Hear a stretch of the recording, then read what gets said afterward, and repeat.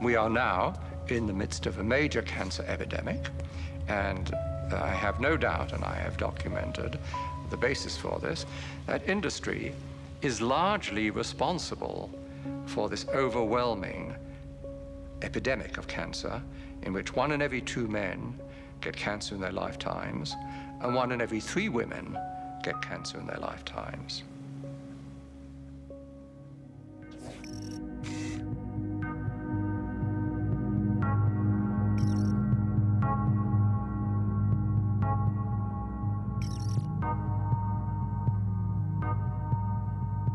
Towards the end of 1989, a great box of documents arrived at my office without any indication where they came from. And I opened them and found in it a complete set of Monsanto files, particularly a set of files dealing with toxicological testing of cows who've been given RBGH. BST, trade name Posilac, is being used in more than a quarter of the dairy herds in the United States, according to Monsanto. The milk has been drunk by a large portion of the American population since the Food and Drug Administration declared it safe for both cows and humans 4 years ago. And at that time, Monsanto was saying, there's no evidence whatsoever of any adverse effects. We don't use antibiotics. And this clearly showed that they had lied through their teeth.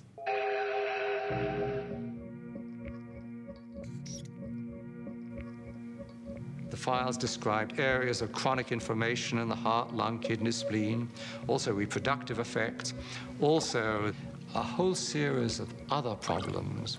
The most comprehensive, independent assessment of the drug concludes that BST results in unnecessary pain, suffering, and distress for the cows. This is not acceptable for a drug designed simply to increase milk production. It is a silly product. We have the industrial world is awash in milk. We're overproducing milk. We actually have governments around the world who pay farmers not to produce milk. So the first product Monsanto comes up with is a product that produces more of what we don't need. Of course, you'll want to inject Posilac to every eligible cow, as each cow not treated is a lost income opportunity. But the problem was that use of the artificial hormone caused all kinds of problems for the cows. It caused something called mastitis, which is a very painful infection of the udders. When you milk the cow, if the cow has bad mastitis, some of the, and I don't know how to say this in a, I hope people aren't watching at dinner time, but the pus from the infection of the udders ends up in the milk, and the somatic cell count, they call it, the bacteria count inside your milk goes up. There's a cost to the cows. The cows get sicker when they're injected with RBGH. They're injected with antibiotics. We know that people are consuming antibiotics through their food, and we know that that's contributing to antibiotic-resistant bacteria and diseases. And we know we're at a crisis when somebody can go into a hospital and get a staph infection and it can't be cured and they die. That's a crisis. Bad for the cow, bad for the farmer, bad potentially for the consumer. The jury is out. We see a lot of conflicting evidence about potential health risks. And of course, as a consumer, my belief is, why should I take any risk?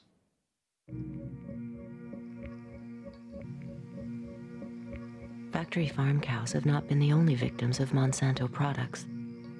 Large areas of Vietnam were deforested by the U.S. military using Monsanto's Agent Orange.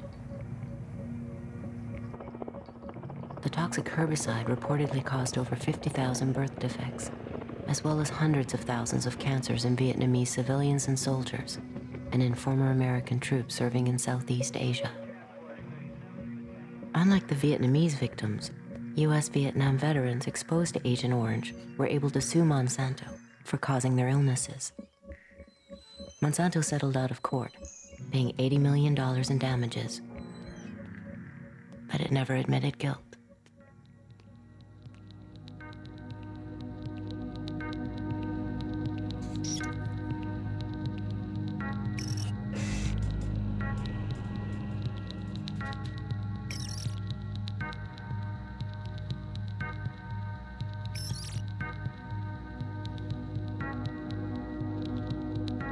Sleeping in a motel in Brewer, Maine one night, I woke up with terrible hay fever and my eyes were burning, and I looked out at the river and there were great mounds of white foam going right down the river.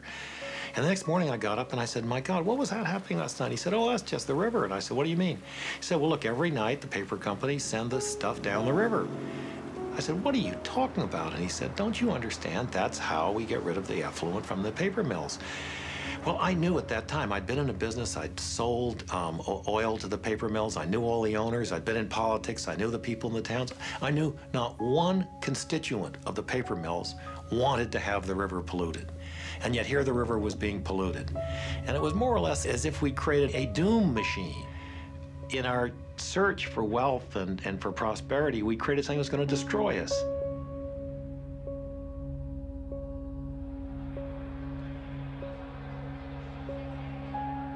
The traders who are involved in the market are not guys whose moral fiber when it comes to environmental conditions are going to be rattled at all. They're seeing dollars and they're making money. Brokers don't stay away from copper because it violates their religious beliefs or their environmental policies. No.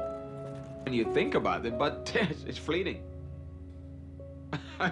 It really is a fleeting moment. It's like, you know, yeah, oh yeah, well, the town's being polluted down there in Peru, but hey, this guy needs to buy some copper. I'm getting paid a commission too. Our information that we receive does not include anything about the environmental conditions.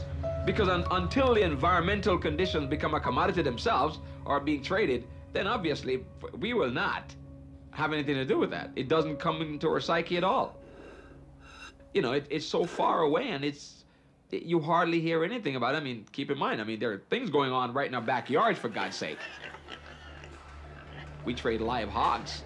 I mean, there's so many pigs in the state of Carolina that it's polluting the rivers, but how often do you find out about that?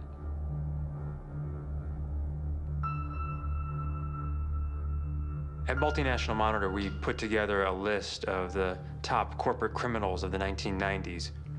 We went back and looked at all of the criminal fines that corporations had paid in the decade. Exxon pled guilty in connection to federal criminal charges with the Valdez spill and paid $125 million in criminal fines. General Electric was guilty of defrauding the federal government and paid $9.5 million in criminal fines. Chevron was guilty of environmental violations and paid $6.5 million in fines. Mitsubishi was guilty of antitrust violations and paid $1.8 million in fines. IBM was guilty of illegal exports and paid $8.5 million. Was guilty of environmental violations. Pfizer, the drug manufacturer, was guilty of antitrust violations and paid $20 million. Of food and drug regulatory violations. Sears was guilty of financial fraud. Blue Cross Blue Shield of Illinois. Unical was guilty of fraud. Environmental violations.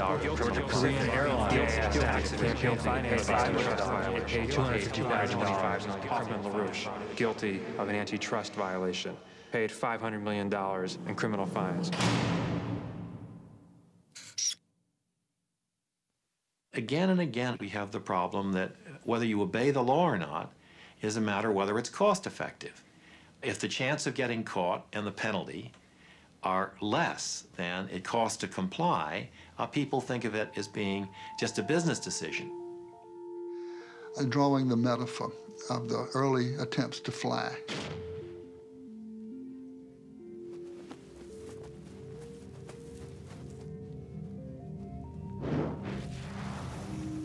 The man going off of a very high cliff in his airplane with the wings flapping, and the guy is flapping the wings, and the wind is in his face, and this poor fool thinks he's flying, but in fact he's in free fall, and he just doesn't know it yet because the ground is so far away. But of course the craft is doomed to crash. That's the way our civilization is. The very high cliff represents the virtually unlimited resources we seem to have when we began this journey. The craft isn't flying because it's not built according to the laws of aerodynamics, and it's subject to the law of gravity. Our civilization is not flying because it's not built according to the laws of aerodynamics for civilizations that would fly. And of course, the ground is still a long way away, but some people have seen that ground rushing up sooner than the rest of us have. The visionaries have seen it and have told us it's coming. There's not a single scientific peer-reviewed paper published in the last 25 years that would contradict this scenario. Every living system of Earth is in decline. Every life support system of Earth is in decline.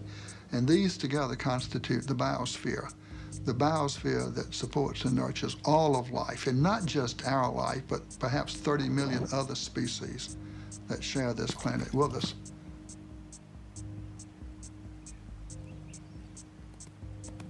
The typical company of the 20th century, extractive, wasteful, abusive, linear in all of its processes, taking from the earth, making, wasting, sending its products back to the biosphere, waste to a landfill.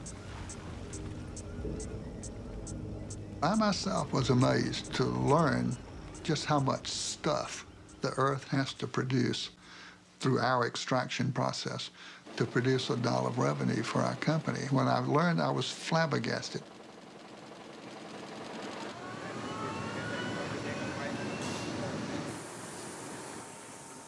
We're leaving a terrible legacy of poison and diminishment of the environment for our grandchildren's grandchildren, generations not yet born.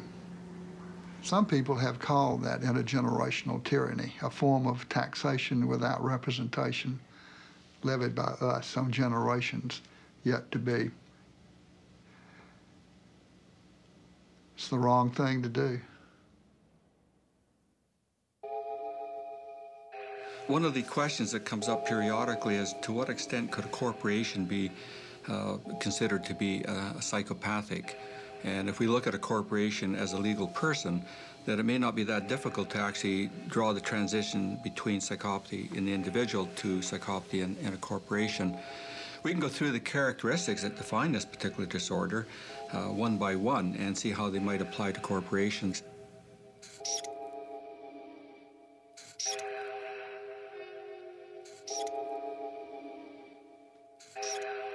They would have all the characteristics. And in fact, in many respects, a corporation of that sort is the prototypical psychopath.